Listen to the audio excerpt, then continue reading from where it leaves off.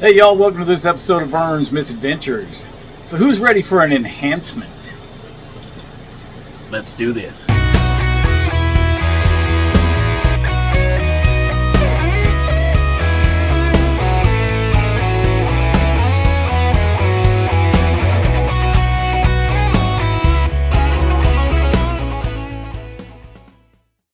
hadn't installed this yet, but I went ahead and got the enhancement kit from ReActiveMicro, and it came along with my new upscaler. Yeah, it was pretty cool because they included, you got the chips in here in the anti-static bag, and they gave me a wrist strap, which if you've been watching my videos, you know that I need that. But I didn't have one. So we will put that to use here. First we'll go ahead and do a soft reset to make sure we're not using the disc, or not going to use the disc, just going to get the disc out of it. We can always put it back in. Anyway, I wanted to spend a little time with it before it was enhanced to see if I noticed any kind of difference or whatever. As I understand it, the biggest thing we're going to notice is the ability to use a rudimentary assembler, mini assembler in the monitor. There are additional instructions on the 65CO2 that are not present on the MOS unit. I know it makes it compatible with Apple IIc software, so it'll be compatible with everything but the Apple IIgs once we do this. So I suppose that's a plus. The only reason I bought the enhancement kit is because when I wasn't getting any video, I thought perhaps it would be a good idea, because you get 4 chips for 25 bucks. It's kind of hard to beat that deal if it comes to the point where you're going to need to start swapping ROMs or other chips. I had no suspicion that my processor was bad, but I thought perhaps we might have a problem with the display ROMs or any of them that are in that circuit that creates the display. Now I have the Apple IIe plugged in, so we can take advantage of its grounding. So we just need to clip this to, in case of the power supply, would probably be as good a place as any. Double checking the power is off. We'll go ahead and get some of these cards out of our way.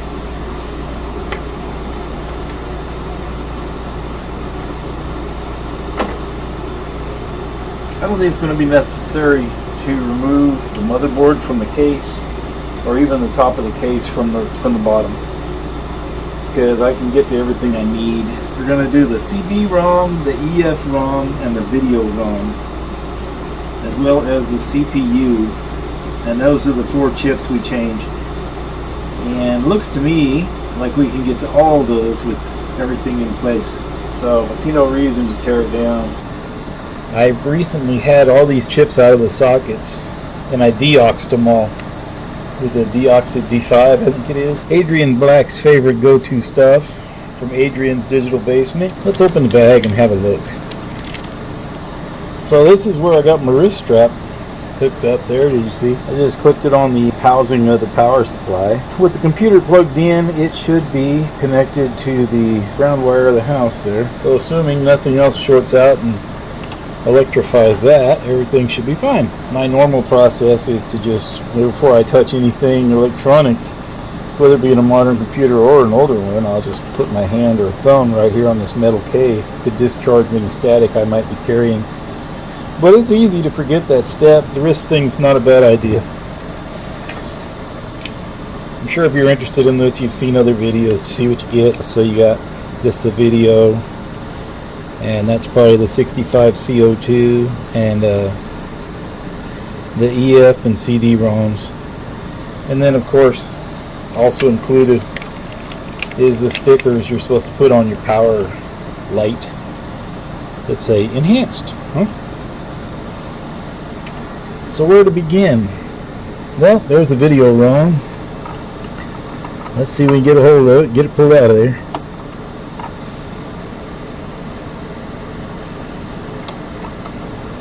Oh, I don't like this. But it shouldn't be too tough. Oh yeah, come right out. It came right out. So that's the video ROM. There's a notch right there. And that's how you know which way to orient it. There's no notch at the other end of the chip. Okay, looking for the notch. We'll line it up with the notch in the socket, which is right here. Pins look like they're pretty well oriented. We'll just kind of take it slow and easy, make sure we get them going in the socket instead of bending them all up. Let's turn on the light, huh? I like it. So this side looks good. We'll keep the speaker wire out of it. The other side will be fine too. And it seems to be seating just nicely. I like to kind of feel around and look. Make sure that they've all actually gone in the socket and nobody went on the outside. That looks pretty good to me. Looks to be fully seated. So this cheapy chip puller I've had for, God, I've probably had that thing for better part of 20 years. It's already bent to the size for these ROMs, so let's just keep going with the ROMs, huh? So let's see here. We'll do the CPU last, in other words. This is the CD-ROM.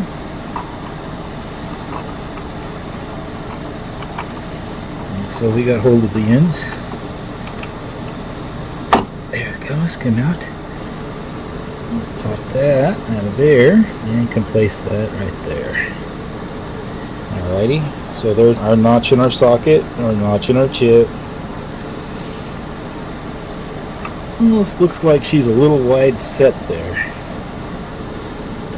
So we're gonna just kind of bend it a little bit.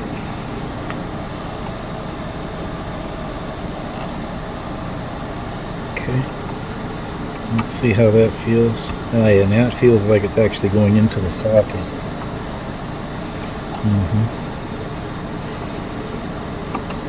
And it's gone down.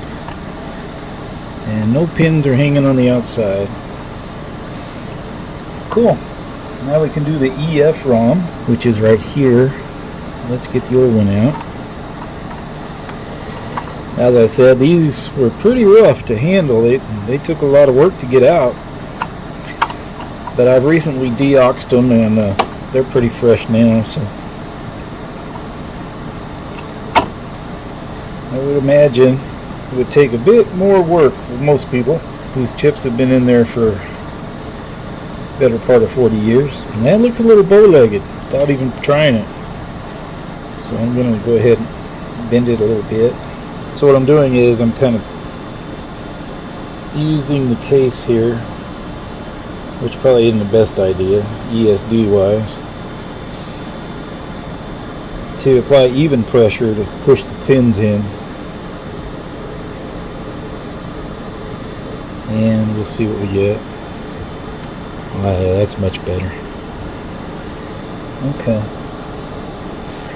Now let's take it on home. And it's in.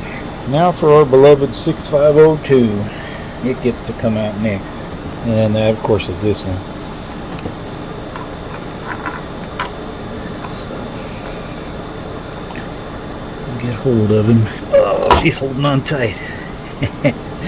Alright, well, let's see where it ripped any pins out or anything. Didn't break the chip in half. So that's always a plus when you can say that. And here's our new 65CO2. I'm just going to set that in the socket for a second. And then we go ahead and take care of this.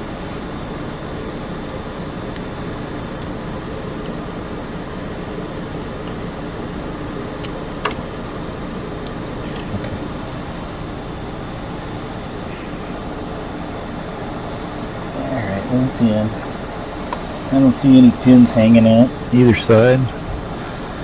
Looks like we managed to get away with this. Let's put our cards back in. Look at here on this 80 column card. Now, you always put the bare side towards the power supply, but another cool thing here is on the 80 column card. It actually says right there, keyboard end. Look at that. And then also there's a 1. And on the motherboard it's marked for pin 1 as well.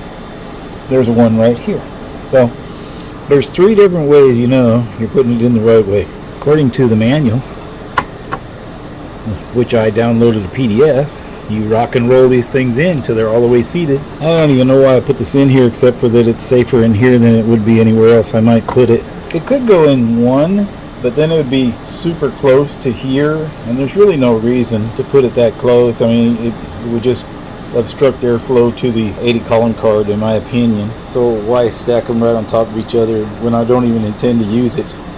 I don't have a parallel printer, and I don't have the cable to connect one. So that's the kit, except for the stickers. I guess we could turn it on and see if we broke it, huh? So let's turn him on.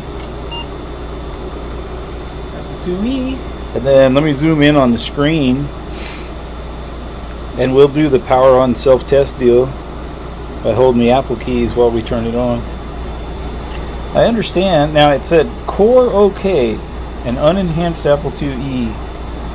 Says, well, according to what people are saying on Apple Fritter, an unenhanced one says Core OK, but an enhanced one should say System OK. So it used to say Core OK. Let's do this. Okay. So it's doing the test.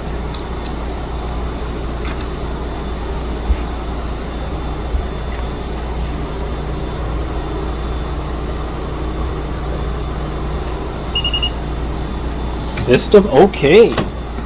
So yeah, that's different than before it was enhanced, let me tell you. Alright, so now that the Apple IIe has been enhanced, here are some of the things that I'm aware of that are different. So if we can enter the monitor,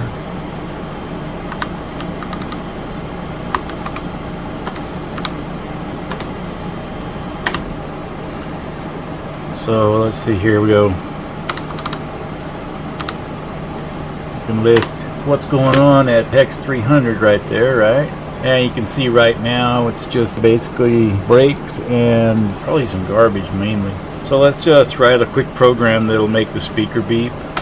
You enter the mini assembler with the exclamation point, and then for your first line you have to type the address and then a colon. At that point, without a space, you can just do a JSR. And then we're going to jump to FBBD. Now you can put the $sign, the hex sign for this, but it's not necessary, because as you can see, it already put the code, which would be the 20 to DDFB, because it goes low byte, high byte. So if we just put a space, it'll put it in the next available line, which of course I think would be 303, because we use 3 addresses for that. And then from there we just do a return from subroutine, so RTS. And then we can exit just by pressing enter. And then quickly we can run it. G. And it beeps the speaker. Let me see here. It showed what's in 300 there. Let's do 300L. L. And so there's a code we put in there. There's our JSR 300, and then next address shown is 303. And that's because we use 3 addresses, 3 bytes for that one command there. So you have the jump in 300, and then the low byte in 301, and the high byte in 302. And then in 303 we have our return from subroutine, and there it is. That's the whole program, but I mean it doesn't do much, but it's a quick example. We'll just do a soft reset. So you no longer need to have the caps lock down in order to do commands in BASIC. This would error in an unenhanced Apple IIe.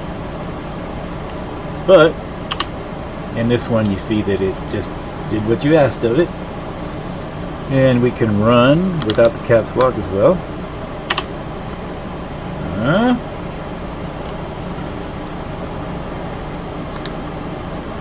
Let's see if home works. Yeah, so very good. Now, what I haven't tried to do, when I doubt that it's going to work, but I'm willing to try it. Can you type BASIC in without the caps lock down? Yeah, 49 will work, even though I was trying to type 40. Camera in the face again. And let's see if we get an error. Nope, it works. How about that? So you don't even have to type your programs in the capital. Now, when we list it, I wonder if it has converted it. That would be interesting. So we'll do a quick Control-C, and we'll list. Yeah, it converted it. Look at that. Just like it does your question mark to print, right? So that's about it for the enhancement kit. Thank you for watching, and I'd like to invite you to subscribe. Click that notification bell so you'll be notified when I upload new videos. And we'll see you in the next one. Y'all take care.